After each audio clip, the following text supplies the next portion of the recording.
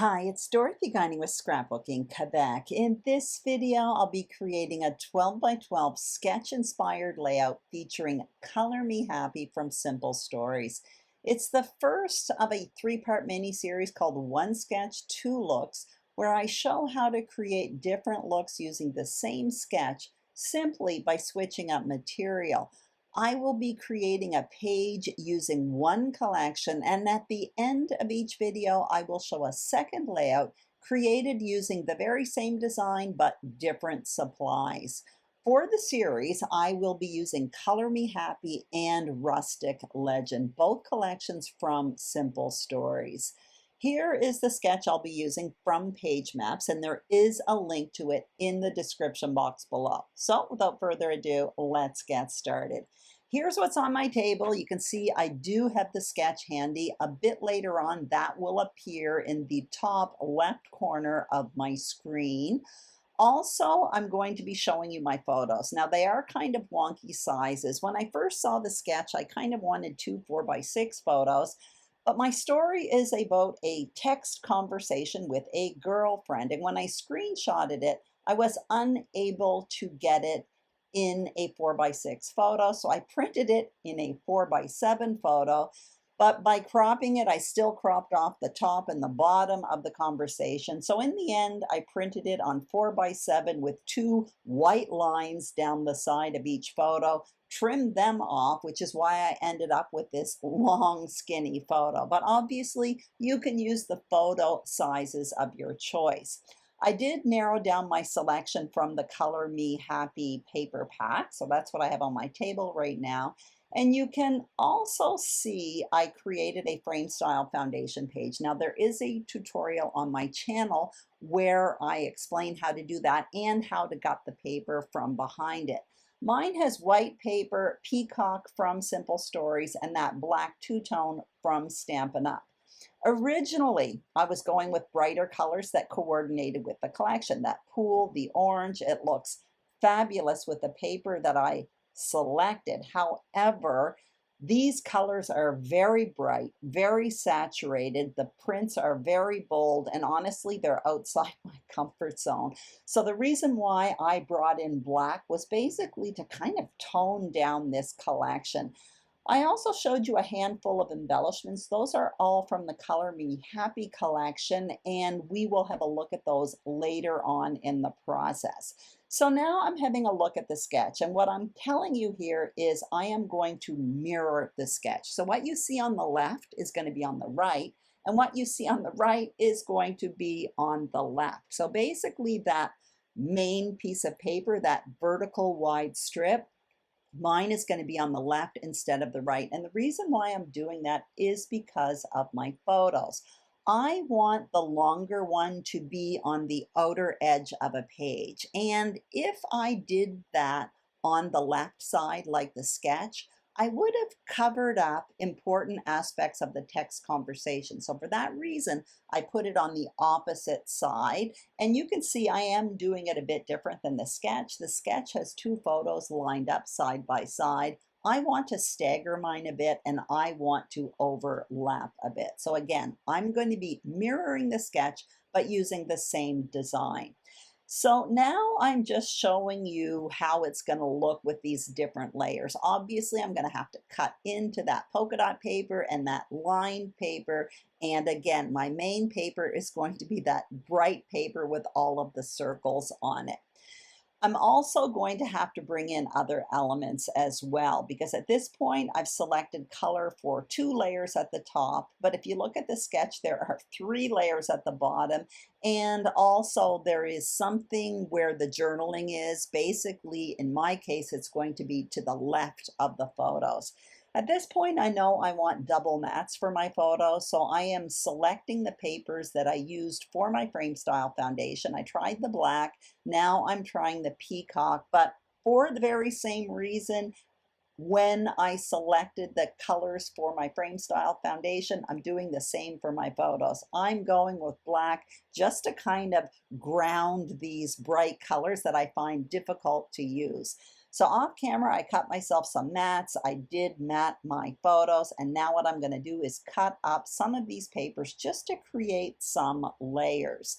Now, I'm going to put measurements on the screen later on because I'm cutting layers right now. You're going to see I'm going to be creating some interesting detail. I do want there to be some interesting detail.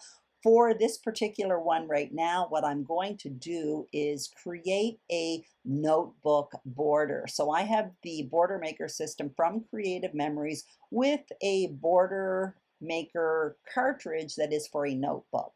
I'm not putting measurements on the screen right now because I'm going to be cutting these pieces in two, trimming them, changing their sizes. So again, once I've made my final decision and placed them on my foundation page, I will put measurements on the screen. So I am happy with that. And now what I'm going to do is get out that polka dot paper as well. Now, if you look at the sketch, there is a file card or a recipe card. So I want to replicate that with this polka dot paper. I happen to have a stamp and die set from Stampin' Up called Made with Sweetness. This one has beautiful recipe cards in it with a whole bunch of different fruit that you can create. It's super cute. It's actually on the last chance list, or it was when I was creating this video. So I will put a link to that below if it is still available. I use it all the time, particularly for those recipe cards. I absolutely love them. So I cut that off camera. Now I have some pieces here. Obviously, I'm going to have to trim these down a bit, but I do want to get an idea just to make sure I like how this looks. It's one thing using big chunks of paper to try to decide your paper pieces. It's another thing when you cut them down. Sometimes they look different. However, I am happy with how this looks. So now what I'm going to do is start trimming these page parts that will form my layered photo mat. So I'm trimming down this ledger paper here, or this line paper. One of them is going to fit right inside that recipe card. Now the recipe card, I'm going to cut that in two as well. And so basically these pieces, some of them are going to be layers on top of the photo cluster, and some of them are going to be layers underneath the photo cluster. And if you look at the sketch, you can see there are little layers above the photo cluster and beneath it. What I'm going to do right now actually is trim down this paper because it's still 12 inches. And if you look at it, the paper accommodates full circles, which is why I am trimming 3/4 of an inch from the top and 3/4 of an inch from the bottom. I do not want there to be full circles at the top of this border and partial circles at the bottom. I wanted the partial circles to be identical in size at the top and the bottom, which is why I trimmed a bit off the top and off the bottom of that border. Now I am placing all of my cut pieces on the page with my photos just to see if I like it. Now at this point, there is a space to the left of my photo. In my case, it's to the right on the sketch. That's going to have to be filled in. If you look at the sketch, there's like a journaling box and a title there. I'm kind of looking in my cut apart sheets. There's tons of them in this collection. But there was also a tag cut apart sheet that you can see I completely cut up. And one of them has the word hello with a telephone on it. And I really want to use that. So I'm going to fill in that area with a few tags. The second one I chose is an old-fashioned lady on a telephone. So that kind of works good for two girlfriends texting on an afternoon, each with a cat on their lap, which is kind of what this story is about. So I filled in that area to the left of my photos. Now I am tucking in the layers at the bottom. You can see the layers at the bottom are kind of placed almost to the kitty corner to the layers at the top. When I'm going with these layers, I'm sort of following the sketch, but I'm kind of going on my own as well. I can see the layers there, but I am just sort of going on my own with sizes. At this point, however, I notice there's a third layer beneath the photo, so that's what you see me looking for right now. I'm just additioning different papers. I don't really want to cut into a brand new piece of paper. In the end, I cut into that orange paper, which is the flip side of that paper with all the circles on it. So off camera, I cut myself a chunk of that orange paper. I ink up all of the pieces with smoky slate ink from Stampin' Up. And you can see I've adhered them to my foundation page. So you can take a screenshot here. You can also see I put the measurements on the screen. So that's why I left my photos and tags off at the beginning here. Now I am going to place my photos, and that basically hides that space in between the layers at the top of the page and at the bottom. And the same thing, those tags, that fills in the space there. So I'm kind of happy with that. I've got this layered look going on. However, it is very, very vibrant and very busy with the colors in the photos and the colors and patterns in the paper, and of course the tags. So you can see I'm showing you my embellishments. I have stickers from the collection pack.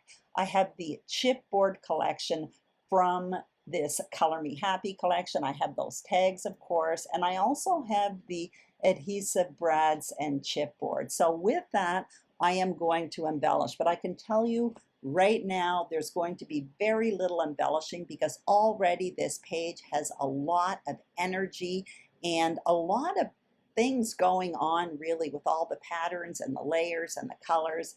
I do find a telephone, which is a chipboard piece, which is identical to the color and size of the telephone on that tag, which says hello. So I think I'm going to layer that up with a bit of foam adhesive.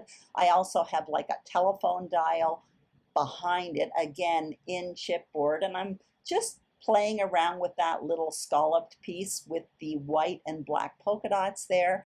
I love how it repeats the white and black polka dots from the paper that appears on two other spots on the page. It basically creates a subtle yet very effective visual triangle. So now I moved ahead to adhering all of these pieces. So I have the two photos, the tags. When I go to adhere my embellishments, the circular element and the telephone are both in chipboard. You're going to see me try to peel off some of the layers behind the chipboard of that circular element because again, one's going to be overlapping the other, and I don't like there to be too much dimension on my scrapbook pages simply because I have tons of scrapbooks, and the thicker the pages, the more album space it takes on my shelf. That being said, this chipboard isn't very thick, so I didn't end up peeling very much off, and I do succeed in overlapping the telephone on top of that circular element without really adding too much bulk to the page. I am adhering the circular element with a little bit of liquid adhesive. The telephone, I'll be using Stampin' Dimensionals from Stampin' Up. And when I go to adhere that little scalloped piece in the top right, once again, using a little bit of liquid adhesive. So now I'm down to the finishing touches. So there's two things here. First of all, I do want to fill in those tags, and I have these self-adhesive brads, so I'm happy with that. I pull off two, fill in the holes of the tags for that. And what's bothering me here is that tab. I really want to fill in a wordy bit. I look in the stickers, I look in the chipboard, and in the end, for some strange reason, it's not looking right to me. I prefer it empty. Who knows, maybe in a few weeks I'll fill it in, but as it stands today, I like how this page looks. There's a lot going on, so I don't want to add any more to it. All I have to do is, of course, add my journaling. So here we are at the end. One design, two looks. The page that I created today, the page on the left, I used Color Me Happy. It has a complete different look than the page on the right. I used the very same design, only a different collection, Rustic Legend. Rustic Legend is very muted, rustic, vintage, where Color Me Happy is very bright, vibrant, and energetic. I use the same design, different material, and it does create different looks. I find this very useful when wanting to create quick and easy scrapbook pages. If I've already done the design, recreating it is much easier, and by using different material, you do create different looks. So that's it. I hope you enjoyed this video. If you did, I'd greatly appreciate a thumbs up. If you haven't subscribed to my channel, Scrapbooking Quebec, I would be thrilled if you did. And if you are a subscriber, thank you very, very much. There will be 2 more layout process videos for this series. Not exactly sure when, but they will be coming up soon. Have a great day, and I will see you soon on YouTube. Bye-bye.